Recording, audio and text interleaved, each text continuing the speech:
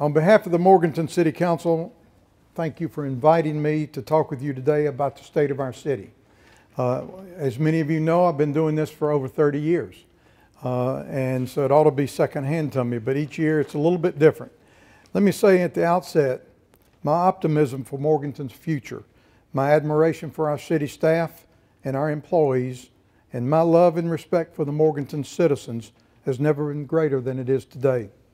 Morganton is a wonderful place, and one of the reasons it is such a wonderful place is the progressive way which you people and the citizens of Morganton want it to be governed and administered. And we'll take a few minutes to show you those aren't just empty words. Let me tell you that be thinking about any questions you might want to ask me, because if I can't answer it, Forrest can, and if we can't answer it, we'll find out. I want to begin, as I always do, by telling you that Morganton's finances are in stellar shape. Thanks to the efforts of the staff and the department heads and all of our city employees, our finances are rock solid. Our outside auditors have given us another unqualified opinion as to our financial shape. Our finances are so sound, in fact, that Standard & Poor's has given a AA rating to the city of Morganton. That's very, very unheard of for a town our size in America. That's an increase of 2 steps on their rating scale. Any bonds issued by our city are considered investment grade. Finance Director Karen Duncan and the members of her department, and Sally Sandy, our city manager, herself a CPA, are in a large part responsible for this good financial news. Throughout the year, they closely monitor our cash flow and invest any excess funds prudently. The reason the reporter left, he's going to get a full text. It's not that he got tired of listening to me. Today, our assets exceed our liabilities by over $113.5 million. Our fund balance totals nearly $12.5 million. And at the same time, we reduced our citywide budget by 9% and our capital budget by 20%. Last year, as you know, we collect our own taxes. Last year, we collect 99% of our taxes owed to us. For the most recent period ending in September 2014, our sales tax collections were up 1% over the previous 12 months. Just as I am sure you, your business, your families are doing, we're watching absolutely every penny to ensure all of our citizens get the absolute most bang for their dollars in the city of Morganton. There was a well-known, and many of you may remember, there was a well-known local newspaper columnist used to say that Morganton will grow whether we want it to or not. Well, I think you and I want it to grow, but we want the growth to be orderly and beneficial to all of our citizens. To show how we're growing, last year our Development and Design Department, led by Lee Anderson, issued 234 building permits totaling $25.6 million in new construction in the city of Morganton. Those permits included 2 major restaurants, a grocery store, a medical facility, and several other major businesses. To ensure that our future growth is orderly, the Development and Design Department also completed a rewrite of our zoning ordinance and only had 3 people come concerned about that at the public hearing, and it really wasn't anything that we couldn't handle. They assisted in awarding grants of over $6.5 million in that department to a mixed-use development in the old Drexel Plant No. 7, as well as some other nonprofit entities. The department also initiated the removal proceedings for 9 dilapidated structures, whose removal will increase the value of those adjacent property owners. The Development and Design Department is also assisting us in our discussion with several potential developers who have expressed an interest in bringing us another hotel or 2, retail, commercial, and residential opportunities in this great city. We will probably have, if everything goes well, some important announcements about that very soon, and about a grocery store, I hope, very soon. While Morganton was growing last year, it was also becoming safer. In fact, you may have seen that we were just named one of the top 20 safest places to live in the great state of North Carolina. That's Morganton. That is, in a large part, due to the outstanding work of our Public Safety Department under new Chief Ronnie Rector. While one crime is one too many, last year saw a decrease in cases of gun violence, stabbings, sexual assault, child abuse, robbery, and vandalism. Accidents involving drunk drivers also decreased last year, and the number of fire alarms that we responded to dropped significantly last year. Our public safety department played a major role. Our people wrote the grant that opened up the new 911 facility on the bypass. Our grantsmen in our department did that. One of our public safety officers, Jeffrey Gilstrap, was awarded the Outstanding Drug Recognition Expert Award for the state of North Carolina. Our department members used their defibrillators to revive 2 cardiac arrest victims and conducting a water rescue at the Greenway. Sergeant Mike Ferreira received the Medal of Honor, while Major Mark Bradshaw and Captain Jason Wisnett were promoted within the department. As many of you know, our city's Main Street program is near and dear to my heart. It was where, as Main Street Director 30 years ago, that kindled my desire to serve this great city. Because of that, our city's Main Street effort are the envy of towns and cities across the state of North Carolina. Many have visited us to see what we're doing right here. Last year, the Main Street office under Sharon Jablonski received grants of $175,000 to award for improvements to 4 local businesses downtown, and we completed phase 1, 2, and started phase 3 of the Wayfinding Sign program, which you see around Morganton. And we hired a new community events coordinator away from Roxborough, North Carolina, where she was a Main Street director. Her name is Abby Gentry. And in March of this year, the middle of March, we're going to have the Main Street Conference here in the city of Morganton. 400 and some odd people will be coming to Morganton, staying in Morganton, eating in Morganton, and seeing how well that we manage our downtown area. You may not know, but the management of the Morganton Community House also comes under the Main Street office. This year, we'll see the start of major renovations and upgrades to this beautiful city facility built in 1935.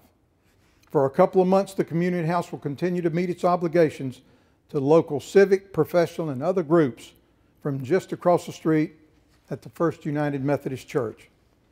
Any members of the First United Methodist Church in here today, we want to thank you for the assistance you have given us for the next 3 or 4 months.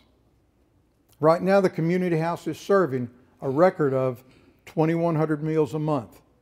And we hired a new marketing director several months ago in Rebecca Stevens to actively promote the building use throughout Burke County. Another much loved part of our community is this recreation department. They were busy as well in 2014. Last year saw us complete the partnership with the foundation for renovations to this building. An elevator will make all the parts of the main building more easily accessible to all of our citizens. The Catawba Meadows Park hosted more than 58 special events and tournaments last year. Everything from regional ball tournaments to music festivals, trade shows, and more. Those events brought 840 teams and participants and spectators from throughout the Southeast and even some foreign countries. And don't lose sight of the fact that each of those folks probably stay 1 or more nights in a motel and eat in a local restaurant more than 1 meal. All that means revenue to our community rather than going somewhere else. Our city utility department had a busy year in 2014 as well. Our water department produced 3.2 billion, that's with a B, gallons of drinking water and processed almost 2 billion gallons of wastewater. We removed the old Mountain View West Union Street water tank that was up there and looked terrible for years and replaced it with a 150-foot monopine communication tower in its place. We also completed the repainting of the landmark water tank at the old Premier Morganton Trading Company where City Hall is located.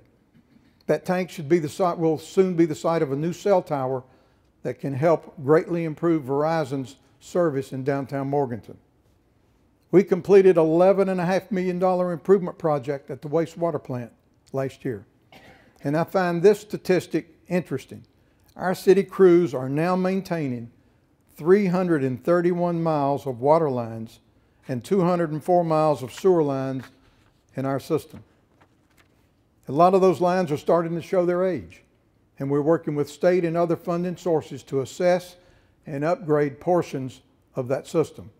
Last year alone, we looked at 118,000 linear feet of our system, each of those lines. This is the first step in dealing with any problems to the lines. Our electric department completed the new circuits providing power to our new Morganton Heights Shopping Center. That complex saw us add 22 new customers to your electric system. And I say your electric system. And we've also relocated some 23 other businesses that moved from other places. In the next year, I hope we will complete the installation of the automatic reader meters for 17 of our largest electric customers. Those aren't smart meters. Those are meters that do a lot of things, but it's not a smart meter necessarily. This equipment will allow those customers to save money by tailoring their power consumption and allow us to save on the manpower required to read and service those meters. Our Compass cable system was also involved in heavy utility installation at the new shopping center while completing a major upgrade of our internet system. Today, we have over 2,000 internet and telephone customers in the city of Morganton. Our information management team spent the year installing in many public and private wireless networks all over the city of Morganton. If you're in business, you know that you need high-speed internet service. It's growing by leaps and bounds. Our information resources management, under a local fellow named Greg Branch, is working to be sure that we're on the cutting edge of doing just that, setting up all kinds of internet in Morganton. And we put our new ordinance in our planning department, put it on the GIS. So if you have a question about your area where you live, all you've got to do is go to the Morganton website on the GIS and you look up your property. You can see your property very well. This isn't the time that Scott Luckadoo, and you know Scott is well known to all of you in here. It's not his favorite time of the year because, as you know, last year we had 4 major winter storms and a couple of weather-related storms during the warm months. We moved over 300 tons of storm debris. The crews from the Public Works, let me drink a little bit. The crews from the Public Works Department also did the landscaping for the new Charter of Freedom Monument at the historic Burke Courthouse. I hope many of you have seen that. Goodness. Anyway, remember what I said, the Charters of Freedom that were donated by Vance Patterson at the old Burke County Courthouse, we did the landscaping. We rebuilt a walking trail at Bethel Road Park. We created new planting areas in our downtown streetscapes. All the while, Scott Luckadoo and his people mow all the grass, collect all the garbage, fill the potholes, and perform all the other jobs that we have come to expect of them. Our municipal auditorium, we saw the attendance and ticket revenues reach a 5-year high. And due to y'all and helping us with the ushering, it saves the city taxpayers a lot of money. Additionally, with the new online ticketing service, we can track where our customers are coming from. And besides Morganton, they're coming from Statesville and all the areas between Statesville and Gastonia. And I hope I'll be able to talk. Most of those traveling to Morganton are likely to have dinner and enjoy other amenities either before or after they go to the theater. This is a very great benefit to have a place like Comma in our community, and all of you know that. All that creates additional revenue for our community. Next year, we will see further efforts of the public art project that we're working on. As you know, if many of you remember Etta Baker. Etta Baker helped me start, the festival's in its 34th year this year, but Etta Baker helped me start number 1, 2, and 3. And Etta is an icon in the music field, and we're working on a permanent memorial and display for her in Comma. And I'd like to thank you for the patience that you've offered me this morning. Still keep in mind, think of a question. I want to mention something that's happened over the last several months and let you know, because I don't have the Travel and Tourism Director, Ed Phillips, with me, but he's a great individual and done great jobs with travel and tourism in Burke County and Morganton. There was a survey done. You may have heard about it. 100 happiest places to live in America. Well, the Morganton Hickory Lenore, it's called an MSA, that we're clumped together with Hickory and Lenore. We were ranked 95th. And I have to thank Ed Phillips from our travel and tourism office for all the research that he did. A tabloid, and I mean a tabloid, in London, England, took the survey and flipped the results. Then they said that the places at the bottom of the list were the worst places to live in the U.S. I was curious how this survey was done, and I found out that the company that performed it isn't the Gallup polls that you and I are familiar with. It's called Gallup Healthways. And guess what they do for a living? They're consultants that will, for a fee, of course, essentially come into your town and help you develop personalized well-being plans. In other words, hire them and they'll get you to a higher spot on their list. And how did they determine who was on the list? They called, now listen to this, they called 300 people in Burke County, Caldwell County, and Catawba County combined. 300 people. There are only 370,000 people in those three counties. And some of the questions they asked them, and I quote, have you ever been sad? Do you make enough money? Are you in good health? End of quote. Sounds real scientific, doesn't it? The only reason I bring this up to you, as you may well know, this is an election year. And we've already seen a vocal group trot out this survey time and time again. We didn't know, Forrest and I and the rest of the council didn't know where it came from. We now know, you know, and I'll be preaching that gospel everywhere I go the next several days. You know, they used to pound the podium and say how miserable Morganton was and how miserable the leadership of Morganton was.